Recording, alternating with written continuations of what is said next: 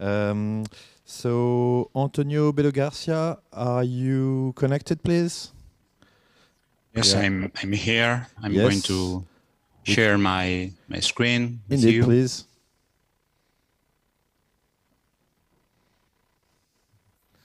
Very good. We see your slides and we hear you loud and clear. Yeah. So you have 12 minutes. I'll warn you on Slack at 3 minutes before the end and 1 minute before the end. Please go. Okay, thank you. Thank you so much. I'll try to be on time. Very good. First of all, I want to thank the organizers for inviting us to share with you our work.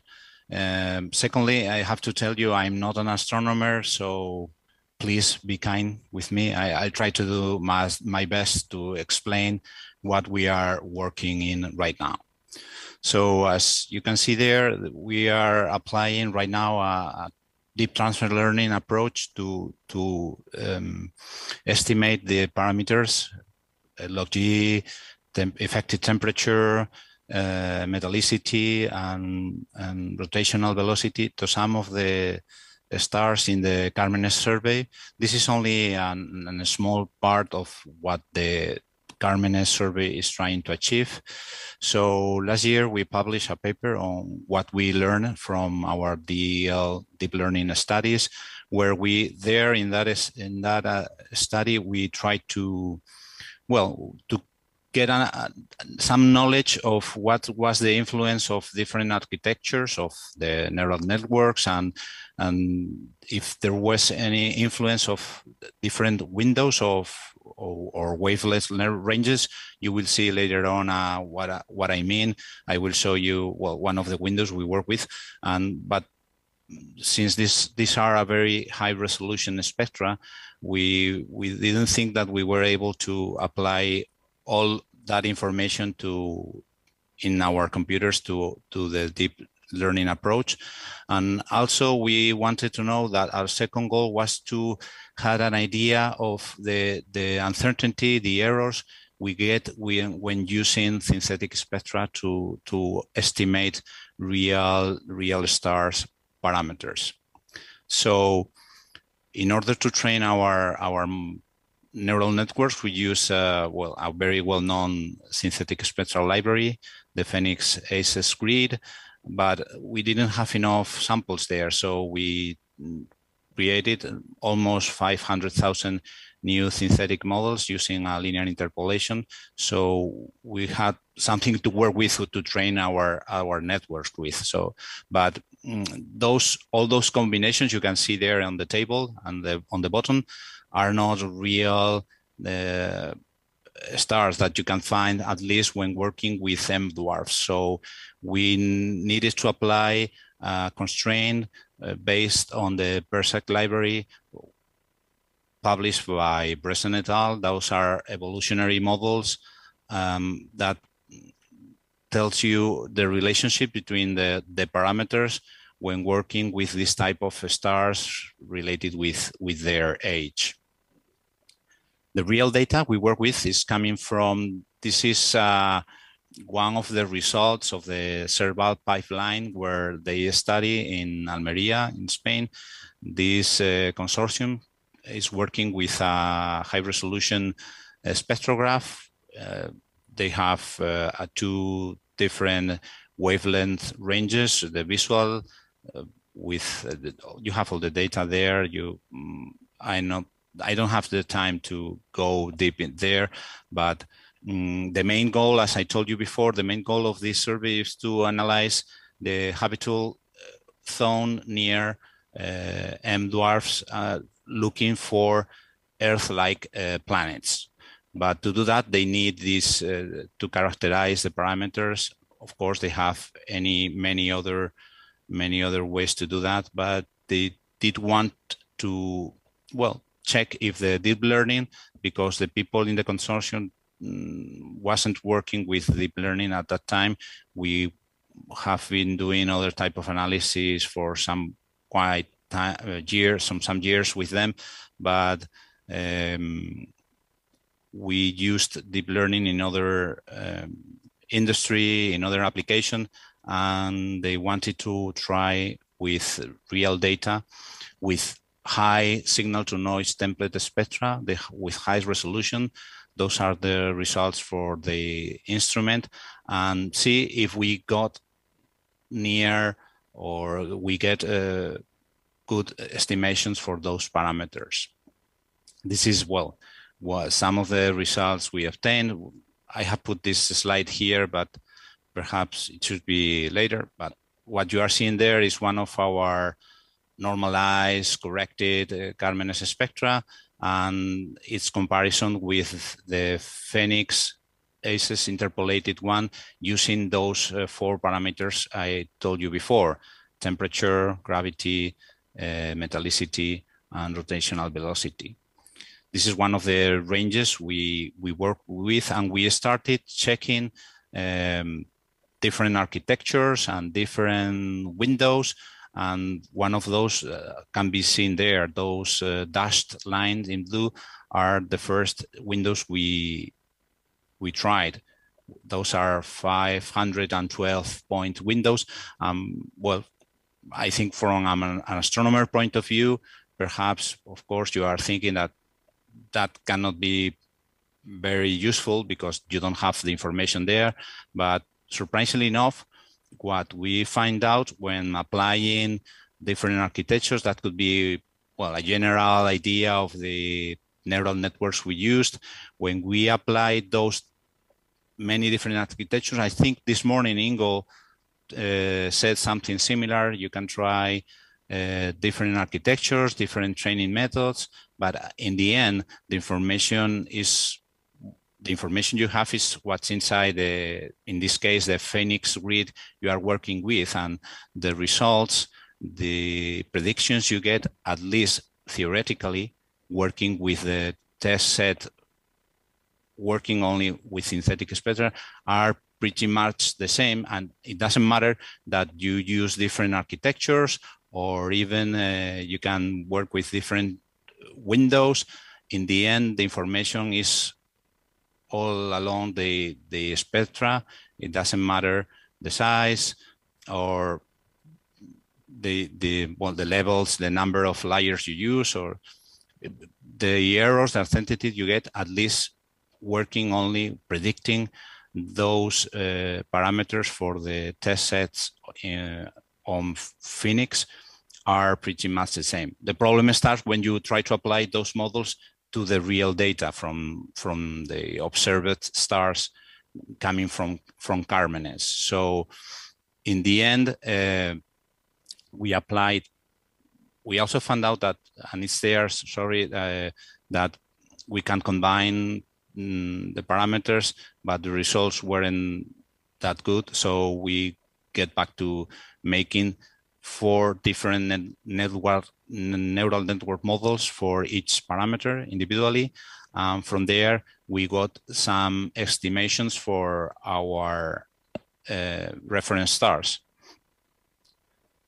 Before doing that, with CARMENES, we tried to measure the distance, that synthetic gap everyone knows about, between the theoretical synthetic spectra and the real ones. And in order to do that, we used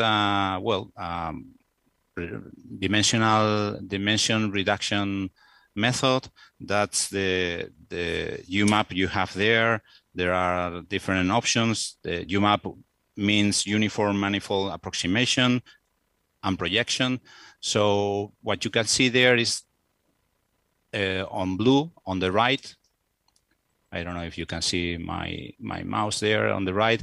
Those are the 50 stars from CARMENES that we were working with. We're trying to predict, and this projection is only obtained based on the flux of all those stars. In gray, the original grid, and in yellow, the parsec constrained grid we train with which we train our models. So it was expected that the predictions weren't that good. And in order to measure how bad or how good our predictions for real stars were, we try different models. So what we did is we got 50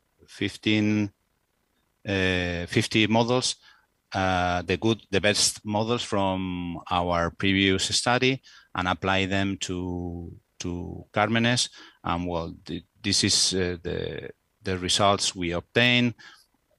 Of course, we compare them at the end with the literature, so we were able to know if we are doing something correctly or not. And the answer was, well, deep learning, even working with only one window, contrary to what was expected, can predict fairly well. Not all the parameters were in the same range of errors, but as you can see there, metallicity and temperature look pretty much the same as the values you can find in the literature.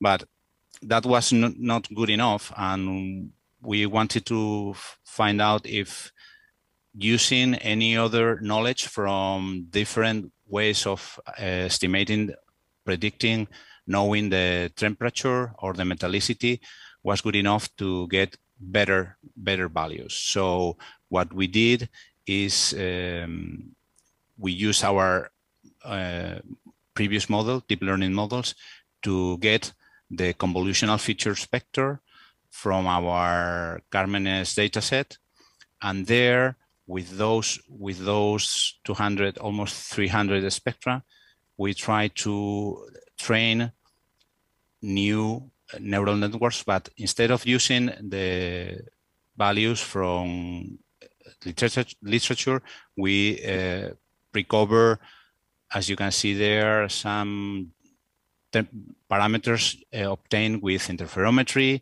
or even binaries, couples, where you have other ways of measuring the metallicity and the temperature.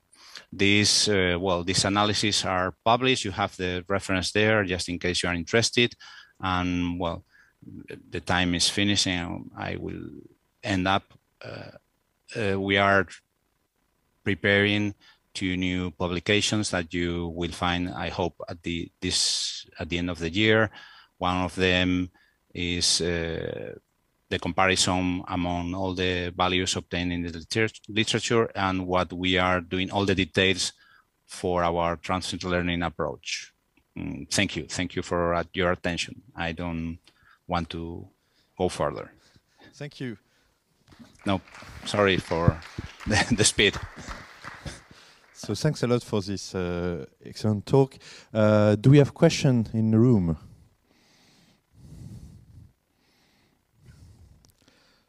Yes, there's one here.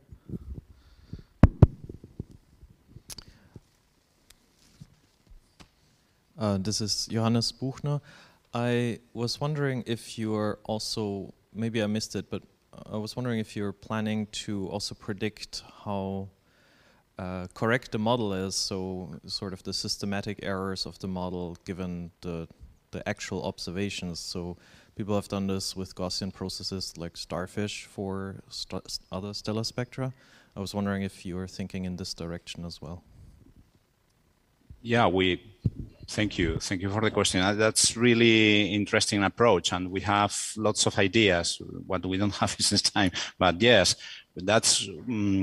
We are still waiting for I think there will be a new release of the Phoenix grid, so we want to try that first. But of course, that would be great to go back from the real data to the synthetic ones and see if we can improve them. That's something we have in mind.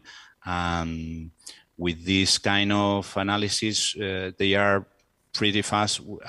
We think we can get some knowledge of what is happening there and try to explain, for example, what we saw with that UMAP projection and the difference from the synthetic spectra and the real ones. The idea finally is to get them closer.